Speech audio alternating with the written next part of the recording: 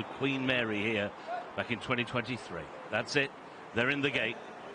And they're off. Racing over the round mile in the Duke of Cambridge Stakes, Group 2 for fillies and mares, and a little bit awkward coming out of the stalls was Soprano. She's at the moment last but one. Cinderella's Dream drops to the back of the field as Oisin Murphy and Running Lion, last year's winner, goes on. On the outside, Fallen Angel racing just in second. Then for France, Start of Day creeping up towards the inside in third, although they are at the moment electing to go more towards the centre of the course as they climb the hill. Very keen now is Soprano. She races at the moment alongside One Luck. Last but one is Crimson Advocate. She's now joined at the back of the field by Cinderella's Dream. They continue to climb and on towards halfway in the 22nd running of the Duke of Cambridge, and it is the reigning champion Running Lion who still has the lead. To the outside, Fallen Angel is to within half a length in second. A length away to the inside, Start of Day is in third as they go into the turn. One Look is in fourth. Soprano is in fifth. Cinderella's Dream is in sixth, and at the back of the field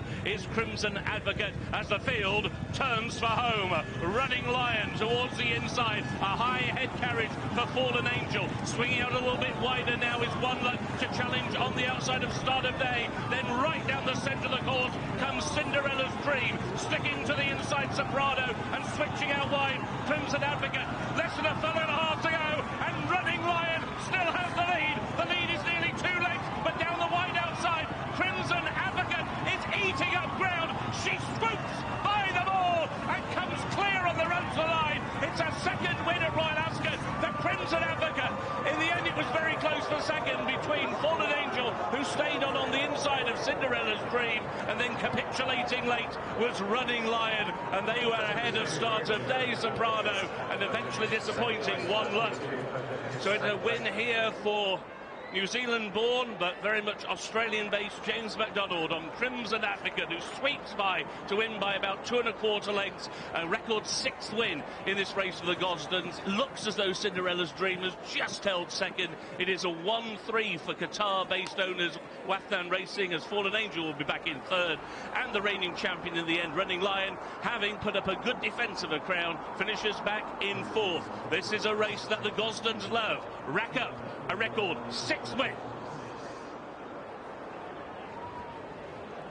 Wow, what a 24 hours it's been for Wafdan Racing. Winning again here, not with the first colours this time, Crimson Advocate. James McDonald for the Gosdens, who won the race last year, as Mark says, it's a 6th win in total. Flew wide and late. Yeah, she did.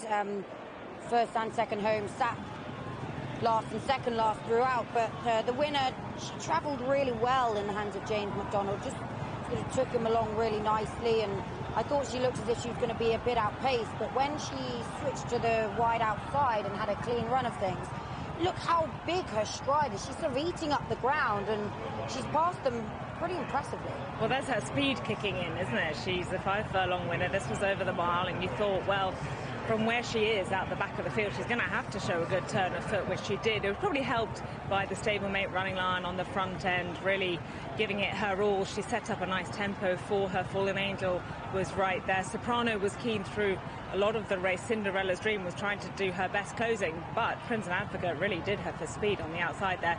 Big win for jockey James McDonald, who is here riding in the second colours of Wafdan Racing, which is almost amusing considering in Australia he is like the biggest thing you can get out there in terms of jockeys. He's the #1 pick for anyone and everyone, but this will give him a lot of pleasure. This is on board with One Look, so we'll see Crimson Advocate there on the outside, on the left there, coming with her run. One Look, a little bit disappointing for the team. And of course for John and Thady Gosden, another one on the board for that squad. She's been reinvented, hasn't she? 1 run for them over 5, 3 tries over a mile, and she's doing a really good job. Yes, she is. Gosh, she was obviously a good 2-year-old and showed plenty of that speed. Now, I remember the first time they stepped her up to the mile, we all thought, what's going on here? Why are they doing that? But proven to be the correct move.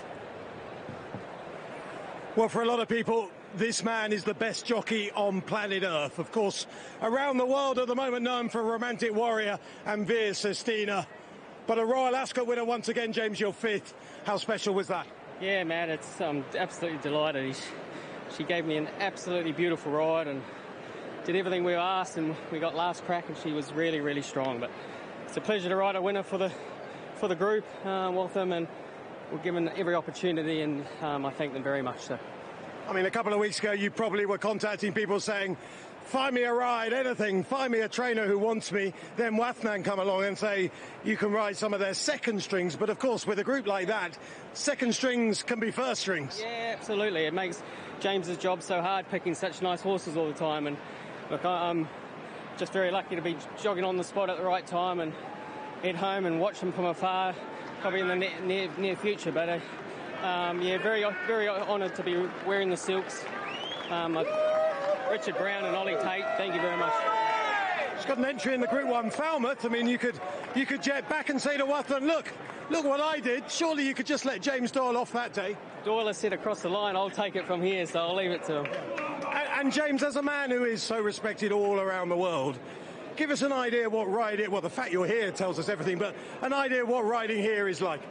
Matt, it's so special. I can't really put into words, and even when you don't have a chance and you're riding here, it's such a huge thrill. But it's one of the best carnivals anywhere around the world.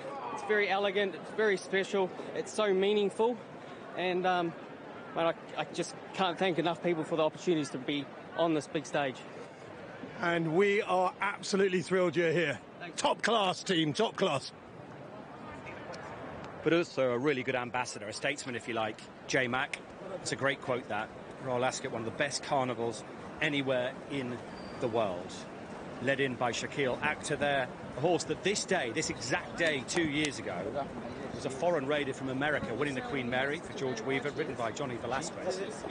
Ran the King Charles III last year, then comes and wins Duke of Cambridge over a mile today for the Gosdens, who are having a great week. Yeah, they are having a great week, and I say they'll be looking forward to some more big names from that yard, like the Trawlerman still to come. Frustration for a couple of others. Carl Burke just came past us and said he's really pleased with Fallen Angel, but probably wants maybe a furlong further and a bit softer ground. So there's a couple of yards that are just not quite happening yet, but the Gosdens, they are firing on all cylinders. On the subject of the owners, we speak a lot about Wathnan racing. We see these colours more and more. They're relatively new on the scene, but they started in a big way with plenty of Royal Ascot winners. They are, in fact, the colours of the Emir of Qatar, Sheikh Tamim bin Hamad Al Thani. We don't see him at the races. He's enjoying these races from home, but in terms of the people we associate with the operation, it would be Richard Brown, Ollie Tate. He's based in Australia, but used to be in charge of the Dali operation here, but they're the main people who are being in charge of buying the horses, managing the horses, and they would have had a brief to provide as many Royal Ascot winners as possible. It's early in the week, but they've had 3 on the board. Dare they dream that they could have a couple more? Plenty new, because she was the outsider of the party with most firms this morning. A huge price. I had a double take when I saw her SP there for a second. 13-2 she went off at. Cinderella's Dream went off at 5-4. There were 7 runners in the race, so it's each way first 2. Good performance, Ruby. It was a very good performance and a very good tactical ride as well from James McDonald, and we'll take it from the start because this filly